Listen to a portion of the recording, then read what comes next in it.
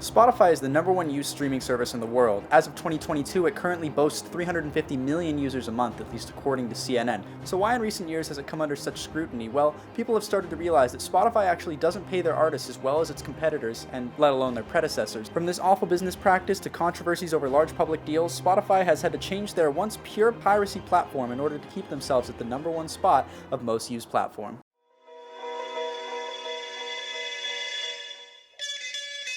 Remember back in the late 2000s and early 2010s when there was actually some hope for the future, the good old days? I can remember them too, but barely now, it's fading. But you remember listening to a song by Owl City called Fireflies? Or LMFAO's Party Rock? I personally remember the first time I listened to this. I think I found it on YouTube or something, and I was bumping that whenever I could at the jacuzzi, in my room, in the living room, whenever my parents didn't get absolutely annoyed by it. However, what if I wanted to plug my wired headphones into my iPhone 4 and listen to it somewhere where there wasn't internet connection? Well, like anyone else, I would go to iTunes, hit that Buy Now button, and pay 99 cents for, the song. Sure, it was 99 cents, but it was a small price to pay for something that I would actually own a physical copy of. I was the proud owner of Owl City's Fireflies and Party Rock's LMFAO. It was actually this 99 cents that allowed a lot of these artists to become extremely wealthy off of only their music. For example, the song Fireflies led Owl City's album Ocean Eyes to go 6 times platinum, selling 18 million copies worldwide. Now, considering that a label would actually take a big percentage of that, or rather any other financially invested parties, that would actually lead Owl City to have at least a couple of $1 million from their song. So the artist is fed, the label is happy, and you only lost 99 cents. Well, seemed like a perfect world, but that would all change on April 23rd, 2006. Spotify, founded by Daniel Ek and Martin Lorenzon, was originally a Swedish company manufactured as an invite-only service. Utilizing many music piracy sites that were popularized in the late 90s and early 2000s in order to supply their program, they offered a wide range of songs that would automatically start playing the moment you clicked on them. But in 2010, the app became so popular that they decided to add a free with ads version as well as a paid subscription rather than an invite-only basis in order to make sure that their company was going to be profitable. And profitable it became. In 2014, according to an article from TechCrunch written actually in the same year, Spotify actually took over iTunes with 13% more revenue than them, showing that they were actually a real competitor to all of these other musical bases. Even more importantly, it marked the beginning of the end of paying for your music. An article published by Quartz earlier this year actually stated that since 2014, the amount of money spent globally on music purchases has fallen from $7 billion all the way down to $500 million as of 2022. Essentially, people like me are driving these music sales out of market. And at this pricing, who wouldn't go for that? I, as a student, am paying sub $10 for Spotify per month, and that's about as much as an album would cost on iTunes back in the day, let alone vinyls or cassettes that would actually double or triple the price. I have access to almost every relevant piece of music, as Spotify licenses all major music as well as smaller ones that are because they are the biggest streaming service. Every up-and-coming music artist is dying to get their music on Spotify playlists in hopes of achieving more views and more monthly listeners. So with more people on the app than ever before, it's easier to discover and be discovered.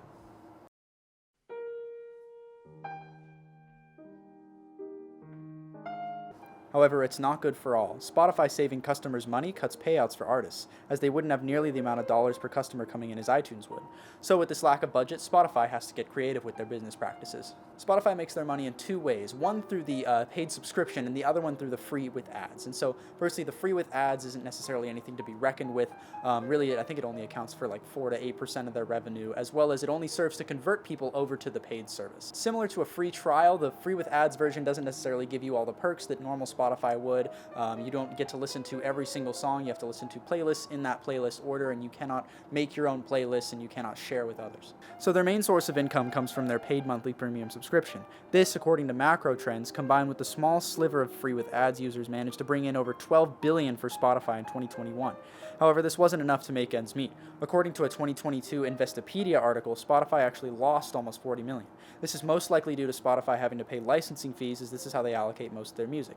But if they're even making so much money, what's the issue? Why have people like Taylor Swift and Gene Simmons pulled their music off Spotify multiple times in a row?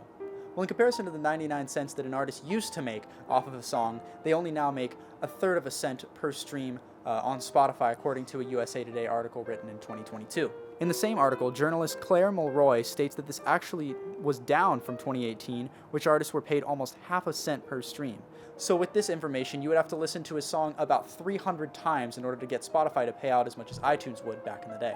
However, because of this controversy, Spotify has started to fight back. According to a Forbes article written in 2021, Spotify actually paid upwards of $7 billion in royalties to labels and independent artists. Even with this revenue seems to have an upward trend from earlier years due to controversies over payouts, they still managed to not break even. So Spotify seems to be somewhat problematic and can't even keep their business profitable. But don't listen to me on why they're problematic. Why don't we take a listen to some video clips from actual artists and musicians? The fans have decided, and they've been trained to, not pay for music, and that means the next Beatles and the next Elvis, it's free. Imagine a supermarket. Farmers have worked all their lives to grow the fruit and the stuff, and the trucks and the unions that bring it to the stores, and the beautiful stores and the people that work there. Imagine walking in there and being able to walk out with anything you want without paying for it. How long is the farmer going to stay in business? How long is retail going to stay in business? Sophie Simmons had a 10 million viewed single last year, 2 years ago. 10 million. She made $214. Spotify's taking all the money. The acts are taking a small percentage of 1 penny per download, which is a crime. There's a reason that Tool waited as long as they did to put this stuff up on streaming services, because they knew they weren't going to be compensated for something that they worked their asses off for. So the label is making huge amounts of money, and they are not contractually bound to pay us for that because of what they call new technology. We don't have a problem with people listening to our music. What we have a problem with is these streaming services basically treating it like we owe them, which is not the way it should be. In an arrangement for them to have an equity position, they agreed to very low rates for the artist's music. But as Spotify and the other streaming services raise up in their equity position, the labels benefit. So the labels pimped out their own artist to take a greater equity position in a rising business. So it would seem that even though Spotify is paying out massive sums of money, it's a combination of labels' treatment of the artist and Spotify's payout itself. Now, I actually, going into this project, thought it was only Spotify, and I didn't even think about the labels not necessarily paying their artists that well, which is a huge problem in the music industry. And the people that are really making the livable sums of money off of their music are usually signed to labels. You know, the people that you see making way more money than most normal people are more than likely signed to labels. And there are independent artists that do own their own masters and do get 100% of the revenue. However, they're probably most likely not making a livable wage off of that anyways. So why is this bad? Well, Gene Simmons actually said it pretty perfectly in the video that I showed earlier. People aren't actually paying for the art that they need to operate on a daily basis. I don't think I can count on both of my hands the people that I know, including myself, by the way, I'm ripping on myself here, that can't operate on a moment alone with no music, you know, a train ride, a bus ride, a plane, anytime they're walking to the dining hall, that they're not listening to music. So people aren't necessarily paying the price that the artists think that they deserve. But at the end of the day, there's a consumer and there's a product, and good music you would think would be highly valuable. Spotify was literally created off the basis of piracy, that you could listen to any song at any time and you wouldn't have to pay. The general consensus seemed, at least before Spotify became a must for exposure and maintaining relevance, is that they are essentially being stolen from. For example, even Taylor Swift spoke out against Spotify when interviewed by Time magazine in 2014. My hope for the future, not just for the music industry, but in every young girl I meet, is that they realize that they're worth it and ask for it. This quote, among others, was made after Taylor Swift pulled her music off of Spotify in retaliation for such low payouts. And while she put it back on with others such as Kiss, who had the same hesitation, it seemed like a huge problem at the time when Spotify was gaining a massive user base. Now, obviously, film piracy is a different thing than music piracy, but I think they work in the same realm, and I think that a lot of people were thinking about it the same way, especially the people who were creating the music as the ones who created the ad. Now, one argument that I can actually see for Spotify that's a counter-argument to my own is that it's technically not illegal. They are doing everything within the constraints of the law. There's nothing illegal going on, and though it may seem criminal to have their payouts at such low numbers, it's not going to be anything that's going to get them prosecuted. So with this lower price point means that music becomes much more accessible. We talk a lot about intellectual privilege in class, and I know that that's something very important, especially to people who have intellectual privilege and information privilege. And I think music privilege is definitely a thing, especially when you have to pay, $100 for 10 albums instead of just buying a Spotify subscription for $10 or even the free with ads version, and being able to connect with a community that you wouldn't be able to connect with if you didn't have the money. As Tom W. Bell puts it in his YouTube video advertising his book Intellectual Privilege, Copyright, Common Law, and Common Good, he says essentially that we all violate copyright laws every day, the same copyright laws that actually keep the music that is on Spotify on Spotify. And while it's not necessarily good practice to say everybody's doing it, like people do with littering and a bunch of other things every day, with someone with a law degree saying that we all violate copyright, we all violate these sort of laws every day anyways, it adds a little bit of weight to the argument.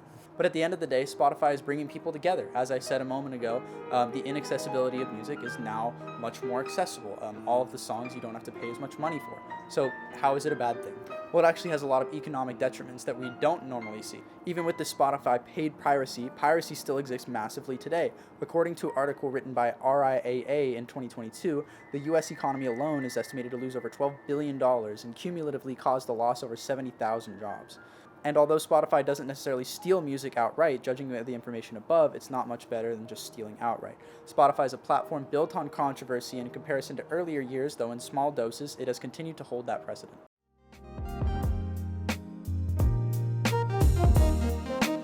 Well, I know I've been mentioning Spotify in terms of all streaming, but really Spotify was the first one to come out. Apple Music didn't even come out until 2015, a year after Spotify overtook its revenue. So really Spotify is kind of responsible for this whole mess. But even so, I don't think streaming platforms are going anywhere. You have Hulu, HBO Max, stuff like that are having the same effects on the film industry as Spotify is having on the music industry. And although it's really bad for the people who are creating it, it's great for the consumer. The main thing that really needs fixing is the amount of money going into the artist's pocket. And while that may sound very privileged and capitalist because, rich stay rich, blah, blah, blah, everybody at the school, including myself and the people in this room with me while I'm recording this video, are trying to make a living off of it. And I feel like that's an argument enough. The thing with streaming services is that there are services, not service. There is good competition. For example, one really good competitor to Spotify is Apple Music, and they actually support their artists 3 times better. They give them a cent per stream instead of a third of a cent per stream. Also, buying CDs or vinyls can drastically help an artist out, as it's these sales that help their music get to platinum status. Music Industry How To states in an article that most musicians really make the bulk of their money off touring and merchandise. So in order to support an artist you love, buy concert tickets and buy a t-shirt while you're there. By spending more money on physical objects and putting more money into the artist's pocket, the artist will be more likely to go out and make more music. If their lifestyle is being supported and they feel like they have a good fan base that they're able to live off of and they don't have to go elsewhere for money, they're going to be able to have more time to keep pumping out the material that you love and that, frankly, we all need. And vice versa, if they feel as if they're not being supported, then they will not be able to make the quality material that you love.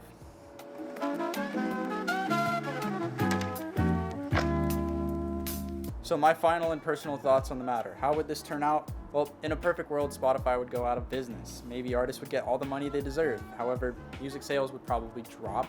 Maybe music sales wouldn't drop themselves, but the amount of music that people would be exposed to or listen to would drop drastically because people like myself who listen to about 3 songs in every genre, I'm not going to go out and buy every album just to listen to 2 songs from it. Radio would probably become more of a thing again, as people would want to be exposed to new music, and that's pretty much the only way where you can listen to a collection of music without buying the album. However, for Spotify to go away, that would mean people would have to be okay with letting some streaming services go. But the only reason Spotify actually exists, or the reason we buy streaming services, is because of the catalog they offer. And when it comes to catalogs of music, Spotify is at number 1. So is it ever going away? Is this problem ever going to solve itself? Probably not. Probably never, until a cheaper option comes up, really. I don't think the problem is ever going to go away. This entire system is built on piracy, and why wouldn't a consumer like that? Piracy is free. Spotify is $10 a month. That's basically as close as you can get to free without it being actually free.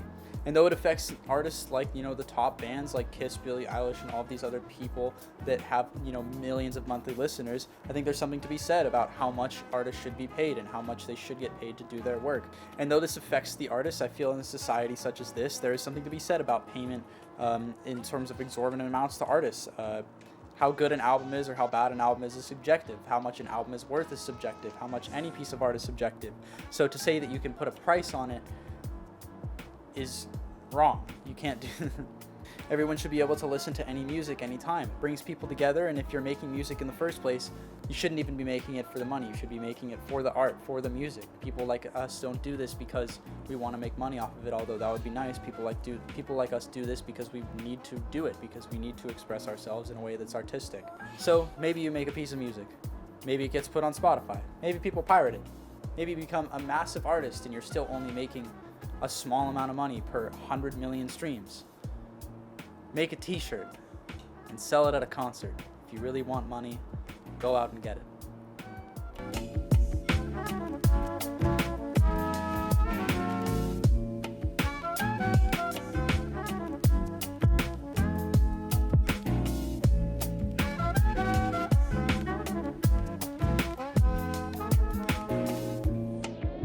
What?